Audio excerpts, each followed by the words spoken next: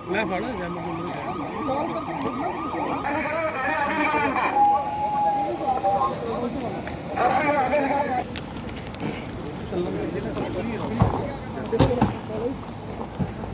जम्मू में आज नमस्कार, आप मुझे और मैं जम्मू स्मार्ट सिटी बन रहा है, जम्मू बन रहा है और भी रहा है और इस तरह से लगातार काम का शिलान्यास हो रहा है। और आज एक ऐतिहासिक पल जम्मू में साबरमती की तट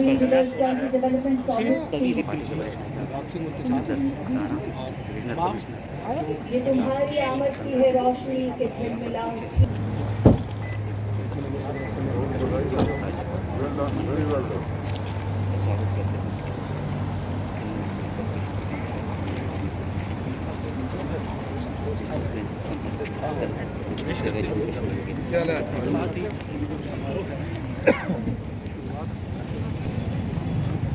और इंतजार की घड़ियां उत्तर हमारे माननीय उपराज्यपाल श्री मनोज सिन्हा जी समारोह स्थल पर उनका आगमन हो चुका है और सीधे चले गए हैं वे इस तवी रिवर फ्रंट डेवलपमेंट परियोजना के शिलान्यास के लिए। और छवि वहां की तस्वीर आप सबके सामने मंच पर। वक्रतुंड महाकाय सूर्यकोटि समप्रभ निर्विघ्नं कुरु मे देव सर्वकार्येषु सर्वदा। यह परियोजना ईश्वर की अनुकंपा के अधीन होते हुए जल्द ही पूरी हो और जम्मू वासियों के लिए एक ऐसी उत्कृष्ट भावना बन और आप सभी का हार्दिक अभिनंदन करती हूँ। आज जम्मू के सदा जो पुल तक कुल 2.7 किलोमीटर का सौंदर्यीकरण किया जाएगा। इसमें 1.1 किलोमीटर तक नदी का बायां और दायां तटबंध विकसित किया जाएगा। नदी के बीचों बीच स्थित 0.5 किलोमीटर सेंट्रल आइलैंड को भी। इसी प्रकार दाएं तटबंध पर 47.7 कैनाल पर पुनः प्राप्त भूमि ट्रैक आदि प्रदान करने के लिए किया जाएगा।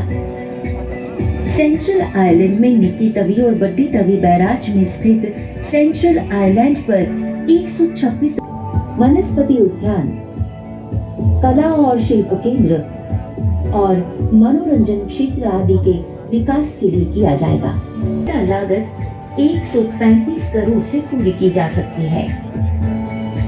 लगभग 2.50 मीटर ऊंचाई के प्रत्येक चरण के साथ 3 चरणों में आरसीसी रिटेनिंग वॉल प्रदान करके नदी के दोनों किनारों पर ये हम वर्षों से इंतजार कर रहे थे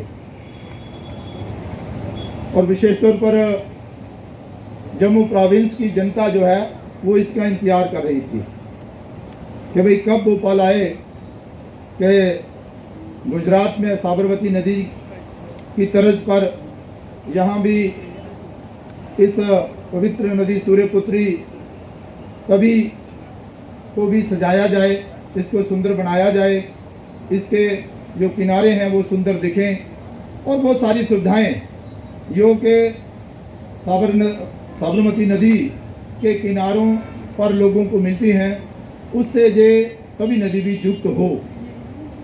लेकिन मैं ये कहना चाहता हूं कि इसके लिए हमें कई बार ताने भी सहने पड़े हैं मीडिया के लोगों के द्वारा भी और कुछ और अपने जो मित्र रहते हैं उनके द्वारा भी, कि सिर्फ कहने के लिए ही ये प्रोजेक्ट हैं, लेकिन इन प्रोजेक्टों की शुभारंभ जो है वो आज तक नहीं हो पाया।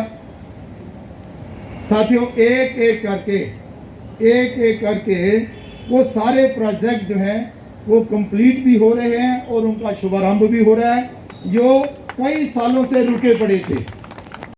पुनर्निर्माण है जो भारत के प्रधानमंत्री जी के निर्देशन में चल रहा है और तब तक चलेगा जब तक पूरा जम्मू कश्मीर सशक्त और विकसित नहीं हो जाएगा। मुझे पूरा भरोसा है कि आने वाले दिनों में आर्थिक सामाजिक उत्थान की कल्पना मूर्त रूप लेगी। मैं जम्मू स्मार्ट सिटी लिमिटेड की सीईओ अवनी लवासा का विशेष रूप से आज मैं अभिनंदन करना चाहता हूं। जिस मेहनत से, जिस ईमानदारी से और जिस शिद्दत से अवनी ने काम संभाला है, मैं समझता हूं कि उसकी खुले मन से तारीफ होनी चाहिए।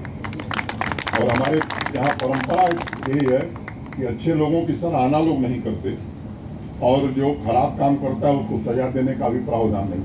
ये पद्धति जिस दिन देश में बदल जाएगी, मुझे लगता है कि काम और बेहतर होने लगी। मैं और इसके चेयरमैन हैं हमारे present divisional commissioner doctor Raghav Langar, Dheeraj Gupta ji, इन सब लोगों ने और पूरी टीम ने, नाम इसलिए उन्हीं का लिया कि वही म्युनिसिपल कमिश्नर या सीईओ हैं, लेकिन इसके पीछे ढेर सारे लोग हैं। केशव वर्मा जी का नाम उन्होंने लिया, ढेर सारे लोग हैं जो इस काम को यहाँ तक पहुँचाने में अपनी पूरी ऊर्जा का इन्होंने प्रयोग किया है। अब मुझे लगता है कि जिस बात का जिक्र धीरज गुप्ता कर रहे, 350 कैनाल जमीन, वो एक अच्छी टाउनशिप होगी।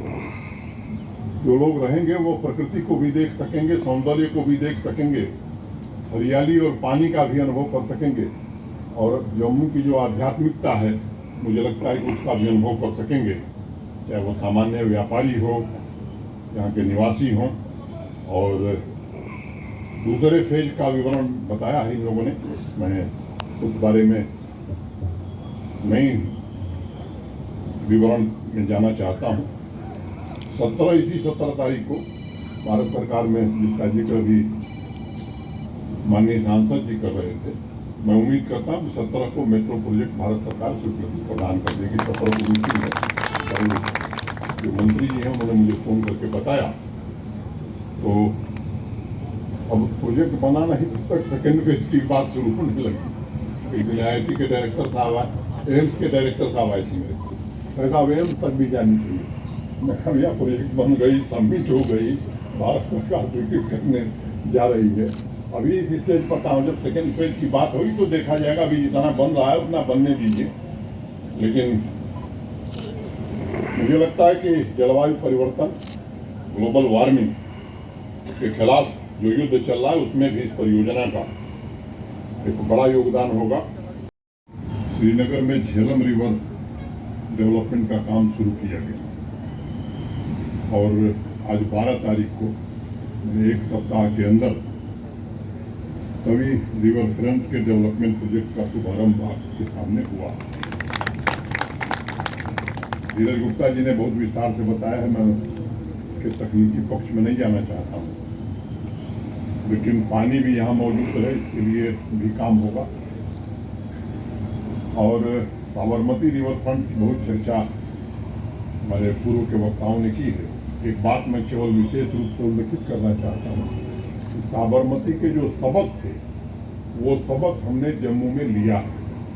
जब साबरमती रिवर फ्रंट बना था, अच्छा बना है, तो उस समय को ध्यान में रखते हुए वो सब चीजें जो प्रथम चरण में होनी चाहिए थी, तभी रिवर फ्रंट में उसका समाविष्ट पहले से किया गया है। मैं समझता हूँ इसके कारण निश्चित रूप से आपकी अपेक्षा और आकांक्षा के अनुरूप ये परियोजना बन करके तैयार हो। और कई साथी थे, एक कार्यक्रम में शाम को मैं था, वहाँ की एक दो बात मैं दोहराना चाहता हूँ, क्योंकि यहाँ कुछ नए लोग भी दिख रहे हैं।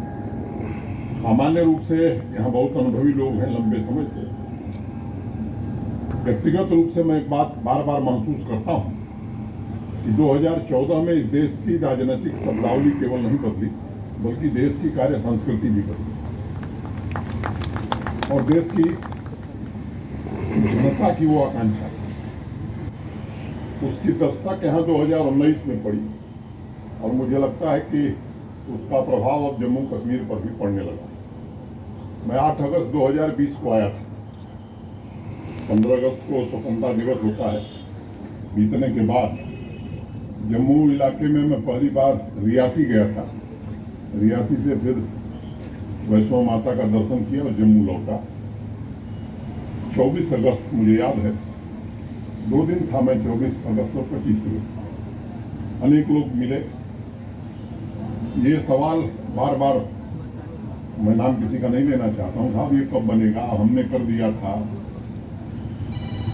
इतिहास के पन्नों को मैंने पलटा तो 2009 से ये प्रक्रिया प्रारंभ हुई।